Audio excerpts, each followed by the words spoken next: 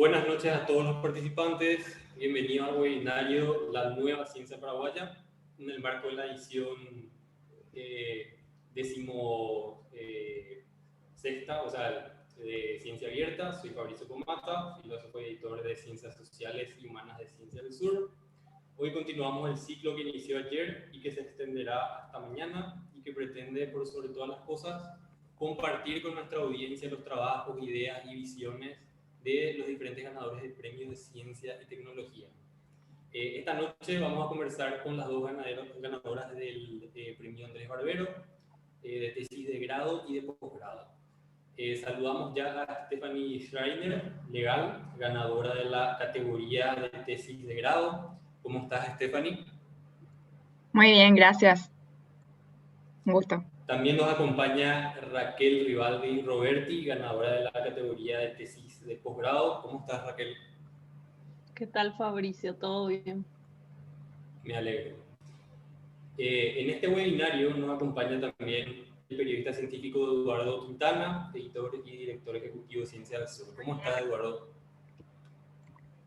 ¿Qué tal, Fabri? ¿Cómo estás? Un saludo a Stephanie, un saludo también a Raquel. Muchísimas gracias por acompañarnos. Obviamente, muchísimas felicidades por haber ganado el premio de este año. Es un reconocimiento no solamente a su trabajo, al trabajo de ambas, sino también a las ciencias sociales y humanidades. En un momento en que todavía se discute en Paraguay y en otras partes sobre el estatus epistemológico y científico de esta ciencia, increíblemente, ¿verdad? En Ciencia del Sur, Fabri, Raquel y Stephanie, los artículos de ciencias sociales y humanidades incluso están entre los más leídos, aunque sean artículos muy profundos y extensos. Esa es una muestra de la importancia que tienen para todos nosotros las ciencias sociales y las humanidades. Hay que recordar también, Fabricio, que el premio Andrés Barbero es un reconocimiento que hace la Sociedad Científica del Paraguay conjuntamente con la Fundación La Piedad a las tesis más destacadas de cada año y que premian a un área determinada del conocimiento. Nació hace décadas atrás, ¿verdad?, para homenajear a uno de los grandes personajes de la ciencia paraguaya, como fue el doctor Andrés Barbero, que fue médico, filántropo y que llegó incluso a ocupar el cargo de intendente de la ciudad capital de Paraguay, Asunción. Este galardón reflotó en los últimos años bajo la presidencia de la doctora Antonieta Rojas de Arias para darle un impulso real y efectivo a la iniciación científica en nuestro país. También es bueno recordar que justamente el próximo mes, enero de 2021, se van a cumplir 100 años de la fundación de la Sociedad Científica del Paraguay, pieza clave de la cultura científica paraguaya. Por sus corredores y su edificio antiguo pasaron varias luminarias, varios intelectuales, investigadores e investigadoras que publicaban tanto en la revista científica de la sociedad como en revistas científicas internacionales. Y bueno, hoy también está recuperando su protagonismo en la sociedad paraguaya, tiene ya su tradicional encuentro de investigadores cada año, están produciendo mucho, hay mucha más organización por parte de los investigadores locales, así que es un impulso también que se le da a la ciencia paraguaya. Bueno, también agradezco, Fabricio, a la gente que nos está viendo en nuestras redes sociales y espero que todos y todas aprovechemos este webinario con dos grandes representantes de la iniciación científica en nuestro país. Muchas gracias, Eduardo. Así es. Le invitamos a la gente, a todos los que nos están viendo, a hacer sus preguntas, a dejar comentarios. Vamos a estar leyéndolo eventualmente. El premio Andrés Barbero 2020 en la categoría de grado, la obra ganadora fue Incidencia de las políticas de inversión del Fondo de Pensiones del Instituto de Previsión Social del Paraguay sobre la rentabilidad de su portafolio de inversiones en el periodo 2013-2017 de Stephanie Schreiner Legal. Stephanie es economista por la Universidad Nacional de Asunción. Actualmente está cursando una maestría en Finanzas, Tecnología y Política en la Universidad de Edimburgo, Escocia. Es consultora en el Banco Atlas del Paraguay y también en el Banco Interamericano de Desarrollo. Recibió una beca Chipling del gobierno del Reino Unido para hacer su maestría. Es también profesora asistente de la Universidad Nacional de Asunción. Stephanie, la primera pregunta va para vos. ¿De qué trató tu tesis de grado galardonada?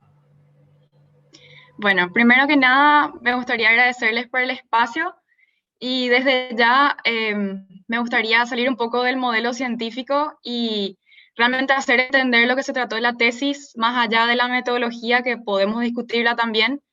Me gustaría explicar primero el título, ¿verdad? Que es lo que de repente más confunde. Y lo que trató básicamente fue analizar qué es lo que están haciendo con el dinero recaudado para pagar la futura jubilación, cómo esas políticas de inversiones están influyendo positiva o negativamente a la rentabilidad del fondo de inversiones. ¿Por qué me interesó hacer eso? Porque es relevante seguir haciendo investigaciones sobre eso, porque en primer lugar son fondos de terceros, es el fondo y el mayor inversor del país. Tiene un portafolio, un patrimonio actual, bueno, de 2017, que fue mi tesis, de 1.9 billones de dólares, que son casi el 7% del PIB, y el día de mañana es la jubilación de la mayor parte de mano de obra privada de nuestro país. Eso en primer lugar, y como foco de la investigación. Segundo, y no menor, no existe una entidad especializada en el sistema de pensiones. No tenemos una superintendencia de pensiones como hay en todos los demás países, que se encarga de fiscalizar, así como tenemos el Banco Central, que le fiscaliza a los bancos porque tienen depósitos de terceros. No tenemos un fiscalizador de las pensiones.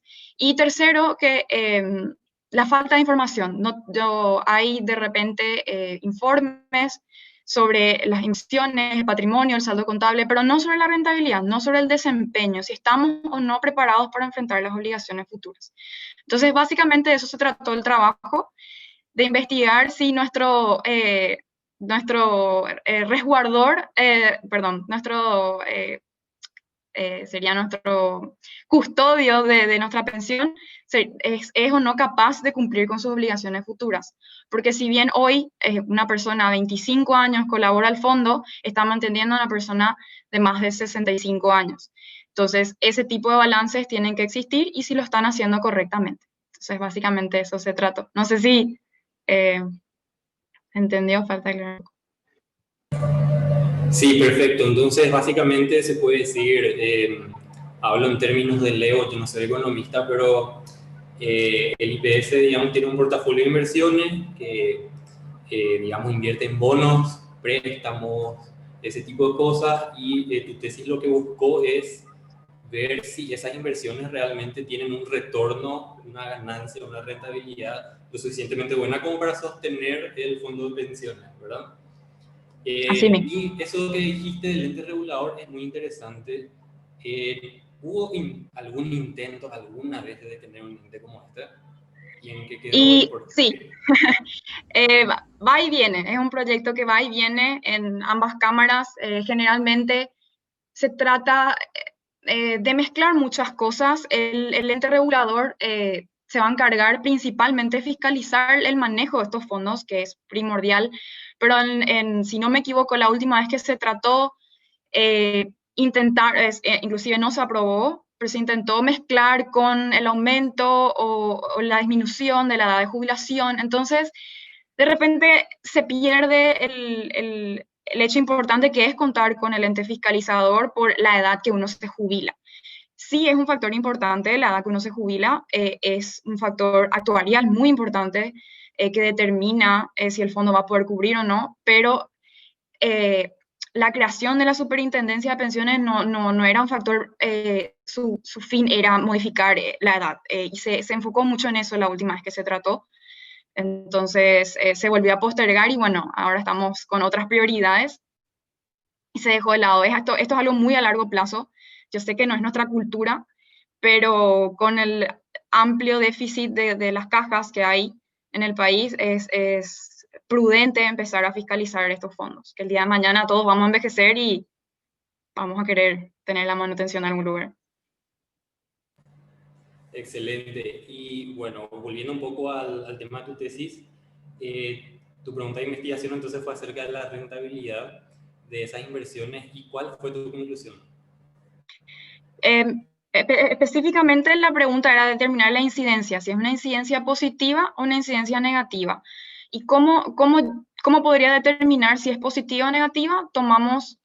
Se tomó el método benchmarking, que es hacer una comparación con dos indicadores que consideré prudente en su momento y también con mi tutor, que primeramente sería el índice de rentabilidad de los países de la Organización de la Cooperación de Desarrollo o las OECD, y como obviamente no se puede comparar la estructura de contribución y la estructura actuarial de cada fondo, quise tomar un indicador nacional que sería la tasa de requerimiento actuarial que calcula el departamento actuarial del IPS. Y básicamente esta tasa lo que hace es determinar cuál es el rendimiento mínimo que tiene que tener el fondo para poder solventar a las generaciones futuras. Entonces, se tomaron esos dos indicadores y la tasa de indicador actuarial, que sería 2%, lo mínimo que puede tener el fondo, y la tasa de rendimiento actuarial, la tasa de rendimiento de los países OECD, que eran 2,8% más o menos, alrededor de todo el periodo. En la mayor parte del periodo la incidencia fue positiva. Eso significa que bajo mis criterios la administración del IPS está manejando correctamente sus fondos, pero, y ahí ya se abre un gran pero, la teoría de administración de portafolios de Favos y Markowitz especifica que aparte de determinar el rendimiento de los fondos, también se debería determinar si esa rentabilidad generada, o sea, ese exceso de rentabilidad generada, fue fortuito o fue por la habilidad del administrador. Entonces, al obtener ese resultado, uno mira con detalle por qué se realizaron. Entonces, ahí lo que se hizo fue hacer una revisión del entorno macroeconómico de ese momento, cuánto estaban las tasas pasivas, tanto en moneda nacional como en moneda extranjera.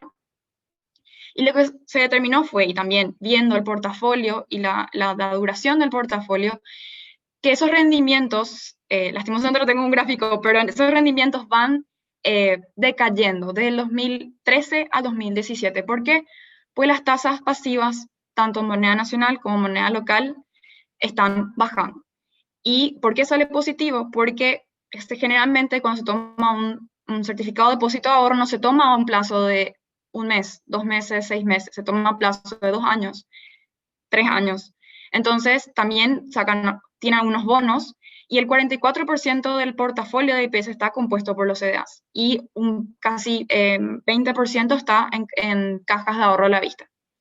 El IPS consigue muy buenas tasas por el nivel de recursos que posee, pero las tasas están disminuyendo en todo el mercado.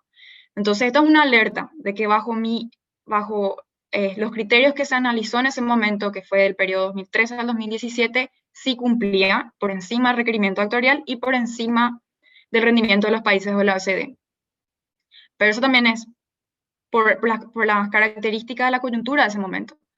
Entonces, tenemos que ver del 2017 para adelante cómo están las tasas y si realmente el rendimiento va a seguir por encima de ese 2%.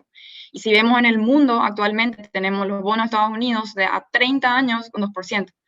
Entonces, las tasas van disminuyendo y cada vez más. Entonces, si nosotros dependemos totalmente, porque está focalizado en el sector financiero y específicamente en los CDAs, tenemos que buscar diversificar esas formas. Por ejemplo, una emisión muy criticada fue la emisión de bonos corporativos de Tigo, que fue hecho con aval del BID, y fue muy criticado. Y entiendo también la postura de la ciudadanía, pero hay que entender que hay que diversificar el portafolio para disminuir el riesgo. ¿Qué pasa si todos nuestros huevos están en la misma canasta, que es el sistema financiero nacional? Entonces, es bueno tener siempre con la cautela, y por eso es importante tener un regulador, que esos fondos sean diversificados siempre para estar por encima, por lo menos, del rendimiento actuarial. Excelente, súper interesante. Entonces, básicamente es diversificar un poco la inversión para reducir el riesgo, y también que parte de ese rendimiento bueno fue porque las tasas también eran buenas, ¿verdad? Cosa que no se sabe cuánto tiempo va a ser, ¿verdad? Sí. Ok, pasamos a la siguiente pregunta, entonces. Tengo anotadas mis preguntas, pero se me perdieron acá. Sí, bueno, Sí, no, Fabri, es sobre justamente sí. que la siguiente pregunta para Stephanie era si es que hubo trabajos muy buenos que se presentaron a la competencia Claro. del Premio Andrés Barber 2020 en tesis de grado. ¿Y por qué consideras, Stephanie, que el tuyo resultó ganador? Siendo que de repente no se le ve a las ciencias económicas y contables como un área científica, y más en Paraguay, ¿verdad? O sea, contra todo pronóstico, incluso una obra de esta área de las ciencias ganó este año en la categoría de tesis de grado. ¿Por qué consideras que ganaste? Y se dejó de lado a otros buenos trabajos también que se presentaron en otras áreas de las ciencias sociales y humanidades. Yo creo principalmente que fue por el hecho de por qué se hace investigación. Uno quiere hacer una investigación para contribuir al conocimiento y a veces en Paraguay, por lo menos, la academia está muy separada de lo que es tanto el gobierno como el sector privado. En otros países nosotros tenemos, o sea, se tienen centros enormes de investigación que inclusive tienen fondeo de empresas o del mismo gobierno para fondear investigaciones. Entonces yo creo que mi tesis fue premiada no porque fue la mejor precisamente, yo creo que todas las tesis fueron buenas, yo creo que el tema fue lo que más influyó en la decisión del premio, porque me parece que es importante también como investigador que uno elija un tema de relevancia. Uno puede estar encerrado también escribiendo, teorizar es muy interesante, es muy divertido para el investigador, pero lo lindo y lo importante de la investigación es el aporte que uno puede tener. Yo entiendo que generalmente las ciencias sociales se dice que los economistas explican por qué le hicieron mal sus modelos en vez de poder predecir lo que realmente va a pasar. Entonces, básicamente eso es lo que estoy haciendo ahora, explicando cómo se hicieron las cosas en el pasado. Pero yo creo que fue por eso, el tema, y siempre tratar de vincular con algo. Yo creo que eso se puede ir logrando mucho más. Hay centros de transferencia tecnológica, hay un centro muy chiquitito en la Universidad Nacional, pero yo creo que si el sector privado y el sector público empiezan a ver cómo estas investigaciones se pueden usar para ciertos fines. Ahora tenemos tantos problemas ambientales, educacionales, que uno no puede simplemente googlear la respuesta. Uno necesita una investigación específica en el contexto paraguayo. Uno puede bajar miles de papers, pero la coyuntura paraguaya no es la misma ni en Argentina ni en Brasil. Entonces es por eso que es muy importante tener un tema de repente relevante a lo que estamos viviendo y lo que necesitaríamos. Yo creo que fue por eso, nada particular, yo creo que fue el tema. Así que esa es mi percepción. Perfecto. Y bueno, la siguiente pregunta, en Paraguay sobre todo, pero también ciertamente a nivel mundo, se hace a veces una separación muy tajante entre ciencias sociales y ciencias duras, entre comillas, y se dice que las ciencias sociales son muy, digamos, poco rigurosas en sus métodos. Entonces, queríamos preguntarte, ¿verdad? ¿Qué método utilizaste en tu investigación? Si nos puedes hablar un poco de todo ese aspecto metodológico. Sí. Bueno, primero que nada fue un diseño bibliográfico documental, ya que fue la revisión de las políticas de inversión de tanto los países en el exterior como acá, y se basó en métodos cuantitativos. Hay toda una teoría de manejo de portafolios. Si bien esto va un poco más lo que es finanzas económicas, o sea, finanzas de economía, hay una parte específica de optimización de portafolios que se basan en modelos matemáticos. O sea, esto no es algo que tenga mucha interpretación o subjetividad. Es bastante objetivo porque usa modelos de optimización. Entonces se utiliza la teoría de portafolio de Markowitz y Fabozzi, y en eso se basó el estudio. También para estandarizar a lo que es la OECD usa una fórmula para calcular el rendimiento de las inversiones, que es la fórmula de rendimiento neto real de las inversiones, que serían los rendimientos anuales netos sobre el nivel de activos promedios del año menos inflación. Entonces, bajo esa consigna se comparan los diferentes fondos. Por último, el cálculo actuarial también es un cálculo matemático que básicamente se encarga de hacer un modelo se llama Asset Liability Management, que usan también los bancos, y que se busca el nivel óptimo para manejar tanto los activos como los pasivos. Entonces, si bien sí se tratan de ciencias sociales, si bien se tratan con humanos, hay una tasa, por ejemplo, en la tasa actuarial hay una tasa de mortalidad, esperanza de vida, hay miles de factores que sí no son tan duros, pero en principio se basan en las matemáticas para aplicar. O sea, las ciencias sociales toman esas herramientas y la tratan de simplificar. O sea, los modelos simplifican la realidad, que si bien puede estar equivocado, pero es la única manera que uno tiene para entender la realidad. Entonces, como yo defiendo mi ciencia, es decir, bueno, es una ciencia mucho más complicada porque tiene factores que no pueden ser modelados. Pero la ciencia siempre se basa en eso, en modelos simplificados que se sustentan en eso. Entonces, básicamente, mi investigación se basó en una teoría probada, aceptada, inclusive premiada, de modelos matemáticos. Entonces, defiendo las ciencias sociales que sí, usamos sustentos metodológicos. Sí, eso que dijiste más o menos al final me parece muy interesante. Estoy plenamente de acuerdo de que las ciencias sociales hasta son más difíciles. Los modelos matemáticos en ciencias sociales son más complejos, son, digamos, similares inclusive a lo mejor a lo de la hidrodinámica, sistemas así muy complejos donde se mete un pequeño cambio y tiene un efecto enorme, ese tipo de cosas. Esa teoría de la optimización tampoco es matemática sencilla, ¿verdad?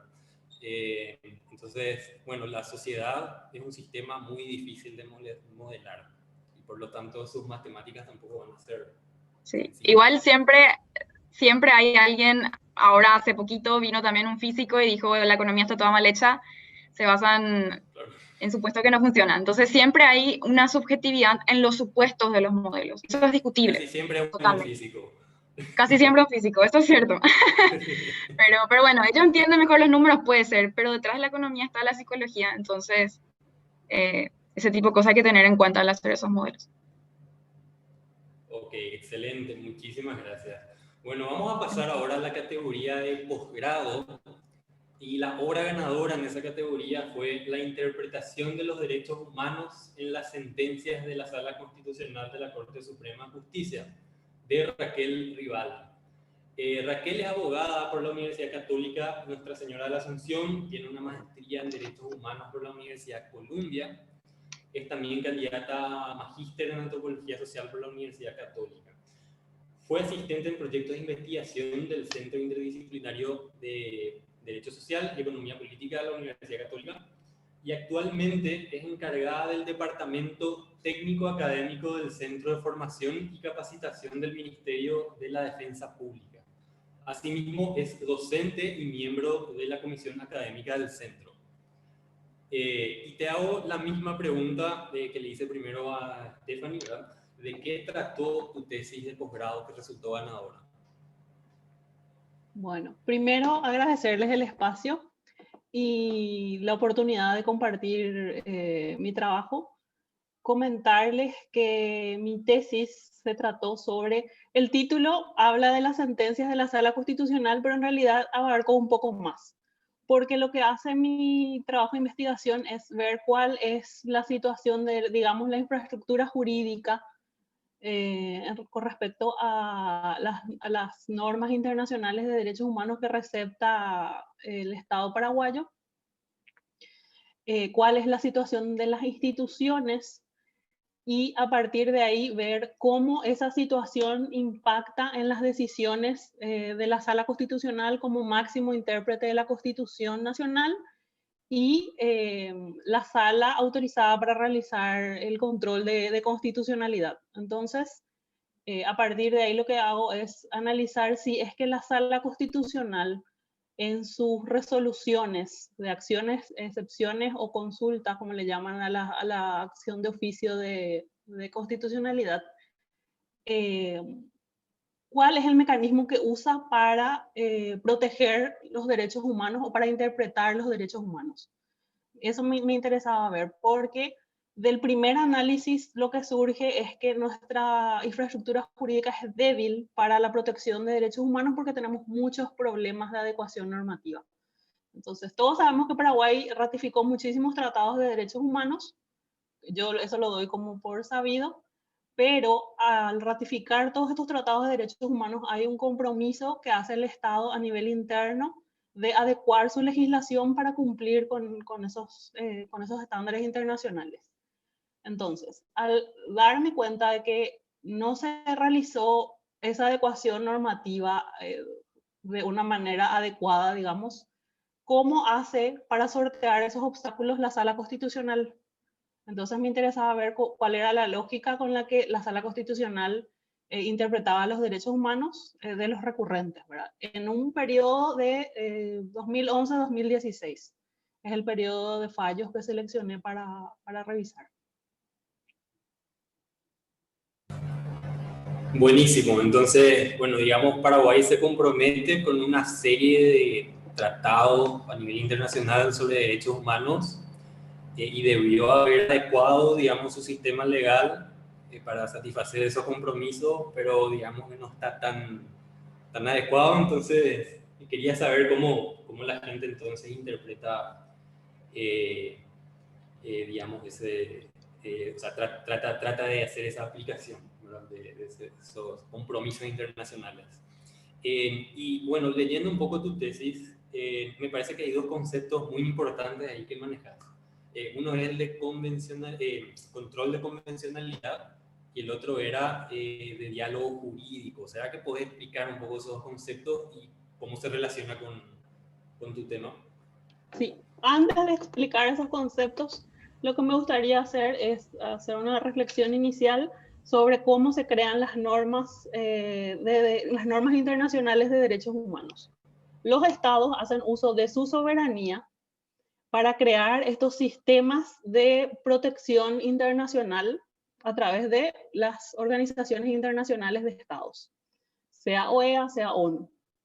Entonces, hacen uso de esa soberanía, recalco la palabra soberanía, y se involucran a través de sus agentes que son designados para representarles en esas asambleas, en esas instancias, en todas las instancias de estas organizaciones.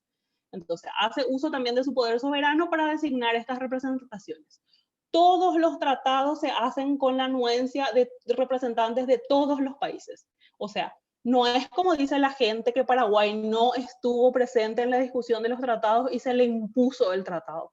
Paraguay tiene embajadores en estas instancias, tiene representantes y participa de la formulación y creación de estas normas. O sea, es un mecanismo creado por los propios estados para autorregularse. Entonces, esto es muy importante para no caer con el argumento de que nos imponen de afuera. En realidad, participamos como Estado paraguayo en la formación de esas normas, ¿verdad? No son un invento de otros. Después se pueden discutir, ¿verdad?, la influencia que tiene o no que tienen o no determinados estados en estas organizaciones, pero eso ya es otro tema. En el proceso de formación de normas internacionales, que es lo que nos interesa, hay una participación de todos los estados. Bueno, ¿qué pasa? Se da esa participación, pero es como cuando decimos el Estado después finge demencia, ¿verdad? Se olvida de que participó de todo ese proceso y asumió esas obligaciones a nivel doméstico, entonces no hace el trabajo de adecuación normativa, que es otro de los conceptos clave, ¿verdad? ¿Por qué? Porque en los textos de los tratados, generalmente la primera cláusula es el compromiso de adecuar la legislación interna, y hay unos principios de derecho internacional que dicen que el Estado no puede alegar su normativa interna para incumplir con los tratados, ¿verdad? Porque se supone que tiene que hacer ese ajuste, ¿verdad? No puede fingir demencia realmente a nivel internacional el Estado. Bueno, entonces, ¿qué pasa? Como no se realiza ese trabajo, que es un trabajo fino de adecuación normativa, de toda mi legislación doméstica en todos los niveles. O sea, no pensemos en leyes, pensemos en actos normativos, hasta el reglamento de un colegio. hasta las reglas que se usan para admitirte en un boliche, no sé. Todo eso tiene que tener en cuenta que existe una Constitución Nacional y que existe un orden jurídico supranacional que tiene ciertos principios que hay que respetar, ¿verdad? Por ejemplo, el de no discriminación. Entonces, como no se da en la práctica esta adecuación normativa, los mecanismos de protección a través de sus órganos crean herramientas para ayudar a que se interpreten a favor de las personas ciertas garantías o derechos, ¿verdad? Entonces surgen herramientas como el control de convencionalidad, que lo que hace el control de convencionalidad es le faculta a el control de convencionalidad lo hace la Corte Interamericana de Derechos Humanos en función a la Convención Americana de Derechos Humanos. Ese es el control de convencionalidad formalmente hablando. Pero cuando se crea el control de convencionalidad como herramienta, se cede esa potestad de realizar el control a los funcionarios, a los agentes públicos en el marco de sus competencias cuando tengan que resolver ciertas situaciones o conflictos. Entonces, todos los agentes estatales pueden realizar control de convencionalidad. ¿Y esto qué es? Es un análisis de la compatibilidad entre la norma interna y el Tratado de Derechos Humanos. Entonces, yo soy un agente migratorio en frontera y mi ley migratoria nacional me dice que yo no le puedo admitir a las personas con discapacidad o con enfermedades, no sé, graves. Eso me dice mi ley migratoria. Pero yo, agente, sé que por principios por normas de derecho internacional no puedo discriminar. Entonces, yo ahí puedo aplicar esta herramienta que es el control de convencionalidad y decir, no voy a aplicar esta norma nacional que va en contra de esta norma superior, que es un Tratado de Derechos Humanos o la Constitución Nacional, y voy a elegir aplicar una solución que sea compatible con la norma internacional.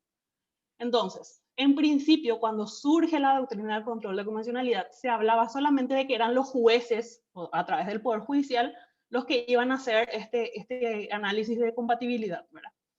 Pero después la Corte Interamericana fue ampliando su mirada sobre el control de convencionalidad y dijo que todos los funcionarios tienen que hacer este control. ¿Y quiénes también tienen que hacer este control? Los legisladores. Los legisladores, cuando van a legislar, tienen que tener en cuenta cuáles son los tratados de derechos humanos y sus leyes no se pueden apartar de esos tratados, así como no se pueden apartar de la Constitución, porque eso después genera conflictos a la hora de aplicar la norma, porque tenés normas de diferentes jerarquías o actos normativos de diferentes jerarquías y tenés diferentes soluciones o soluciones incompatibles, ¿verdad? Entonces al aplicador de las normas se le crea un conflicto.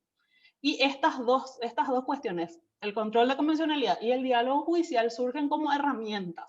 Entonces, ¿a qué me refiero yo cuando hablo de diálogo judicial? Resulta que la experiencia de otros tribunales nos puede ser útil para ver cómo solucionan ciertos conflictos normativos. Entonces, yo puedo traer la argumentación de otro tribunal a mi tribunal nacional y puedo enriquecer mi argumento. O sea, yo nunca tuve un X caso y veo que este X caso se dio en otro país. Entonces veo cómo resolvió ese país, cómo interpretaron en función a normas de derechos humanos que compartimos, porque al ser, por ejemplo, un tratado regional, la Convención Americana, sí o sí vamos a encontrar similares soluciones, ¿verdad? Entonces yo traigo ese argumento a mi sede local y busco enriquecer mi solución con eso. O discuto si no estoy de acuerdo. Pero interactúo de alguna manera con otros tribunales y se crea como un entramado, porque el objetivo del Sistema Interamericano de Protección de Derechos Humanos es crear un derecho comunitario, una cultura jurídica regional de protección de derechos humanos. Entonces crea estas herramientas y impulsa a través de por ejemplo, la Corte creo que vino 2 veces a sesionar en Paraguay. Y cuando hace sesiones extraordinarias, viene a los países, trata de impulsar estos mecanismos porque el sistema de protección internacional es subsidiario. ¿Qué significa eso? Que acá en casa nosotros tenemos que proteger los derechos humanos, no llevar a instancias internacionales. Solamente cuando nada funciona a nivel local van los casos a tribunales internacionales o a sistemas cuasi judiciales de resolución de conflictos en instancias internacionales. Entonces la prioridad en términos de derechos humanos tiene que ser encontrar mecanismos para solucionar los conflictos a nivel interno y proteger los derechos a nivel interno. Bueno, entonces, ¿por qué? Esto también es importante hablar de esta cuestión de las visitas de la Corte Interamericana, porque el periodo que yo tomo para estudiar tiene relación con eso. Yo elegí el periodo 2011-2016 porque a la mitad de ese periodo hubo una visita de la Corte Interamericana y se dieron muchas charlas y actividades sobre el tema de control de convencionalidad. Entonces yo decía, tiene que notarse una diferencia. Si vino la Corte a sesionar acá y dio todas esas capacitaciones, entonces algún impacto se tiene que notar en la jurisprudencia de la Sala Constitucional, ¿verdad? Aparte, yo siempre me fijo en el área de promoción de derechos humanos de la Corte Suprema de Justicia, que tiene cosas muy interesantes, ¿verdad? Entonces yo esperaba ver algo de eso reflejado en las sentencias. Y ahí es donde me llevó la sorpresa, ¿verdad? Porque no es así.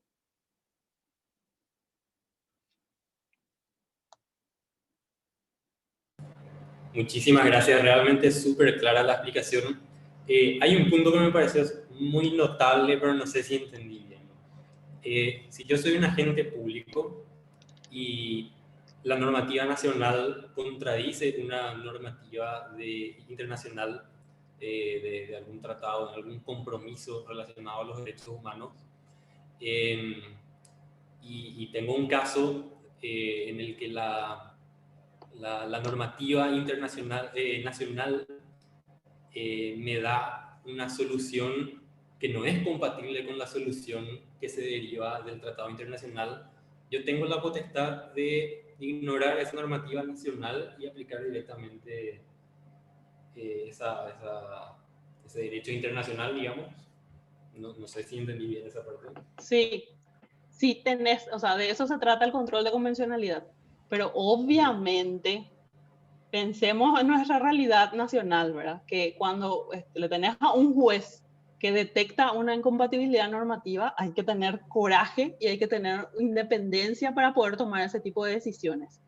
¿Verdad? Vos te das claramente cuenta de la incompatibilidad normativa, detectás, entonces vos lo que no podés hacer es derogar la norma, no tenés esa atribución. Ni siquiera la Sala Constitucional, a pesar de que hay casos donde hizo eso, sin poder hacerlo, porque no tiene esa potestad constitucional, declara sin efecto erga omnes algunas normas, ¿verdad? Pero en otros casos no, porque viste que nuestra Corte es medio rara, a veces dice cosas y después se desdice.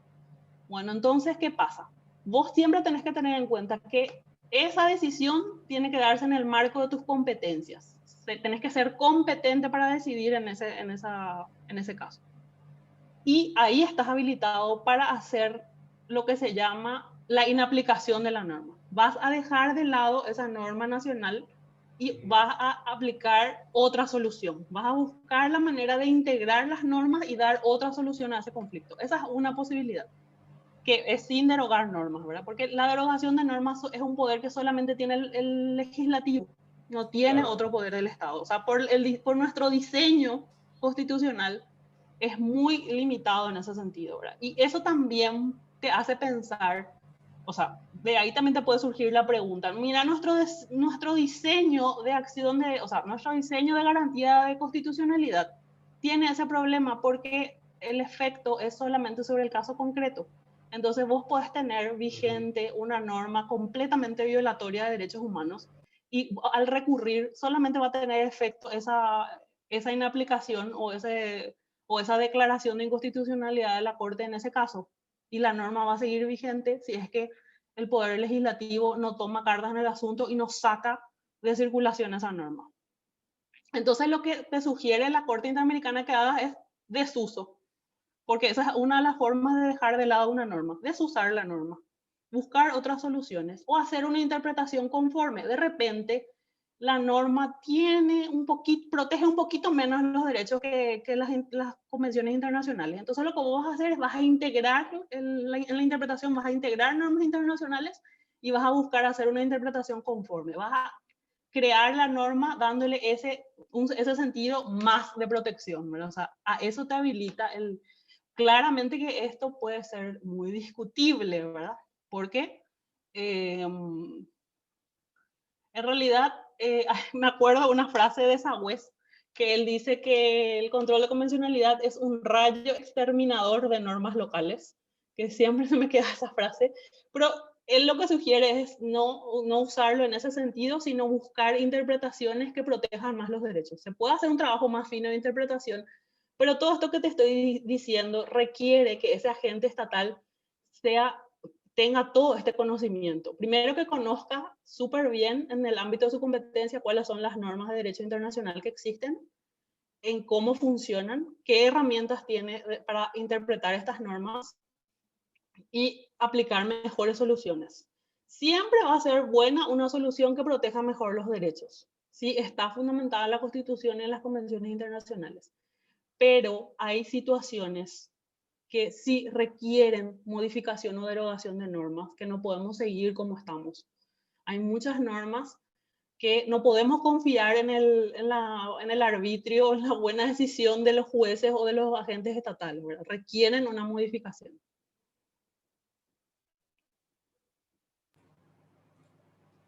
Ok, entonces, digamos, para hablar un poquito más de tus conclusiones, me dijiste que habías elegido ese periodo, ¿verdad? Justamente como para comparar qué pasaba después de la visita a la Corte Interamericana. Y me gustaría saber un poco qué encontraste, algunos hallazgos así notables, si podés hablar de unos casos específicos donde, por ejemplo, si se haya hecho correctamente este control de convencionalidad o donde, o sea, lo que más, algunos casos que te parecieron así interesantes, digamos. Bueno, con respecto al control de convencionalidad, sí encontré que la Sala Constitucional sí habla del control de convencionalidad citando jurisprudencia de la Corte Interamericana de Derechos Humanos y establece que están llamados los integrantes del Poder Judicial a realizar ese control. Y sí también habla de que la Convención Americana de Derechos Humanos le da un rango cuasi constitucional, ¿verdad? Porque también esa es la interpretación de autores nacionales que leí para la problematización, también coinciden en que nuestro marco jurídico nacional le da un rango cuasi constitucional a los tratados de derechos humanos, ¿verdad? Entonces en ese ámbito le ubicamos. Que había un artículo en la Constitución, ¿verdad?, que dice eso. Sí, hay un artículo en la Constitución que habla que los tratados de derechos humanos solamente pueden ser denunciados por el mecanismo de la enmienda constitucional. Entonces ahí lo que yo interpreto es que el constituyente me está diciendo, hey, nah, los tratados de derechos humanos son casi como la Constitución, por eso te pongo un mecanismo de denuncia diferente al de los demás tratados. Ese es el mensaje que me está dando el constituyente. Aparte hay otro artículo que habla del reconocimiento de un orden jurídico supranacional. O sea, cuando yo leo estas argumentaciones de injerencia extranjera, y no sé, me da una rabia porque en la Constitución Nacional está demasiado claro cuál es o sea, Paraguay cuando rompió con su dictadura, con esa dictadura que tuvimos tantos años, rompió con todo eso y aceptó plenamente someterse a un orden jurídico supranacional y acabar con todas esas historias, ¿verdad?, de injerencia externa. Al menos ese era el espíritu de los constituyentes. Y ahora vemos que veo que hasta las ODS están cuestionando, o sea, hay un retroceso también en ese sentido. Bueno, y hallazgos importantes con respecto al control de convencionalidad, uno de esos sería eso, que sí, la Corte refiere al control, pero no argumenta, los fallos son cortísimos, y algo que es preocupante es que los fallos no me dan información sobre los recurrentes. ¿Por qué es importante tener información sobre los recurrentes? Porque lo que dice la Corte Interamericana, o sea, lo que hace la Corte Interamericana al interpretar derechos humanos es interpreta los derechos humanos en relación a la historia de la víctima. ¿Quién es la víctima? ¿Cuáles son sus circunstancias personales? Imagínate en Paraguay que tenemos semejante desigualdad, que tenemos comunidades indígenas, que tenemos tantas personas en extrema pobreza, que tenemos serios problemas con las personas con discapacidad, ¿verdad? Que que yo vea que recurrente es una persona adulta mayor o una persona con discapacidad que está reclamando pensiones y que la sala constitucional no diga nada sobre la situación personal de la persona y solamente se limite a cuestiones procesales. Entonces son así fallos que no me dicen nada sobre las personas. Eso fue, para mí eso fue lo más preocupante, porque yo quería encontrar en la argumentación de la Corte esa mirada, porque ellos tienen, por ejemplo, aprobaron las 100 reglas de Brasilia sobre acceso a la justicia de las personas en situación de vulnerabilidad, que estas reglas le señalan a los magistrados a reconocer cuáles son las formas de vulnerabilidad y cómo tratarlas, ¿verdad? En el marco de los procesos judiciales. Jamás encontré en ese periodo que se haya citado las 100 reglas de Brasilia. O sea, encontraba muchísimas acciones, por ejemplo, de herederos con discapacidad que recurrían resoluciones de Hacienda y no había ninguna mención de normas sobre discapacidad, ¿verdad? O sea, no usaban estas herramientas para proteger mejor los derechos de estas personas. Al final eran soluciones favorables, pero que podían ser mejores, ¿verdad? Y esto justamente es algo que caracteriza a la Corte Interamericana de Derechos Humanos, que es su jurisprudencia no conforme. O sea, por ejemplo, pensemos los 3 casos indígenas de Paraguay, de comunidades indígenas de Paraguay que se llevaron a la Corte: Chamocasé, Yaque-Axa y Sahuayamanta. Son casos que son muy similares, sobre temas similares, y la Corte Interamericana no dijo lo mismo en los 3 casos. Claro, cada uno tiene sus particularidades históricas, pero básicamente tratan sobre lo mismo, ¿verdad? De su derecho a desarrollar su proyecto de vida como comunidad indígena y el acceso a las tierras ancestrales, ¿verdad? Entonces, cada vez la Corte le decía más al Estado paraguayo. En cada caso se profundizaba más. Esos son casos paradigmáticos que se estudian en todo el mundo por cómo se fue construyendo el concepto de vulnerabilidad y la protección del sistema interamericano a grupos particularmente vulnerables como las comunidades indígenas, y cómo la Corte Interamericana tiene en cuenta la cosmovisión de las comunidades indígenas para resolver sus conflictos. Entonces, mínimamente lo que uno espera es que eso sea receptado en los tribunales nacionales y que vean herramientas para que al resolver conflictos que tengan que ver con comunidades indígenas a nivel sala constitucional, tengan en cuenta también esos parámetros, ¿verdad? Son parámetros para que mejore la interpretación de la sala constitucional en función a esas garantías. Bueno, no encontré nada de eso, que eso me pareció súper preocupante. Y lo que sí, un dato que me acuerdo que cuando encontré me bajoneó mucho, que copian los votos y se olvidan de borrar los nombres. O sea, hacen 2 fallos exactamente iguales. O sea, para que te des cuenta nomás que te comento porque yo trabajé en relatoría y sé cómo es el proceso. En la sala constitucional hay 3 miembros. Quiere decir que pasa por 3 gabinetes ese fallo. 3 gabinetes, entonces tiene que leer. El relator tiene que leer y tiene que leer el ministro o la ministra que va a firmar ese voto. Después eso se va a secretaría de la sala constitucional. Tiene que leer el secretario o el asistente del secretario o alguien en la secretaría. Después se va a estadística. Imagínate, todo ese circuito recorren esas resoluciones de la máxima instancia judicial en Paraguay sin que se controle el contenido. O sea, es en serio. Y me llegaron a decir en un momento si es que no era pasible de denuncia, ¿verdad? Y sí, realmente, ¿verdad? Pero no escapa a mi objetivo de investigación, ¿verdad? Y aparte, yo tampoco creo tanto en el diseño del mecanismo de enjuiciamiento de magistrados, ¿verdad? Porque no funciona. Es una herramienta para someterle a los magistrados. Entonces, yo decía en la tesis, ¿verdad? Como parte de las conclusiones o recomendaciones, que había que mejorar un poco ese detalle súper importante en las resoluciones, ¿verdad? De control de calidad de las resoluciones, ¿verdad? Del texto, del contenido. Mínimamente, ¿verdad? Porque la calidad de las argumentaciones obviamente que tiene que mejorar, ¿verdad? Pero lo mínimo que se espera es que sea coherencia un voto, ¿verdad? O sea, otra cosa es, o sea, encontraba que se repetían los argumentos, entonces encontraba muchas citas de repente de ciertos casos de la Corte Interamericana. Encuentro que citan 15 casos de la Corte Interamericana en su competencia contenciosa, y hago la numeración de los casos que cita, pero son citas, yo le llamo citas por citar, ¿verdad? Porque no analizan cuál es la relación que tiene esa cita jurisprudencial con el caso concreto. O sea, contame por qué es relevante. O sea, yo no quiero leer una cita porque queda más lindo en la argumentación y parece que sabes de derecho internacional, sino cuál es la relación de esa cita con el caso concreto. Y eso no hay un desarrollo de, o sea, parece interesante, pero otra cosa que me llamó mucho la atención es, hay un formato que se usa para dictar las resoluciones. En algunas salas constitucionales enumeran los párrafos. Por ejemplo, la Corte Interamericana enumera los párrafos y yo te puedo decir, en su párrafo 138 dijo tal cosa. Nuestra sala constitucional no tiene generalmente, en esos años no tenía la práctica de enumerar párrafos. Pero yo encuentro que justamente una de las resoluciones donde citan así una batería de instrumentos de derechos humanos sí tiene enumeración de párrafos.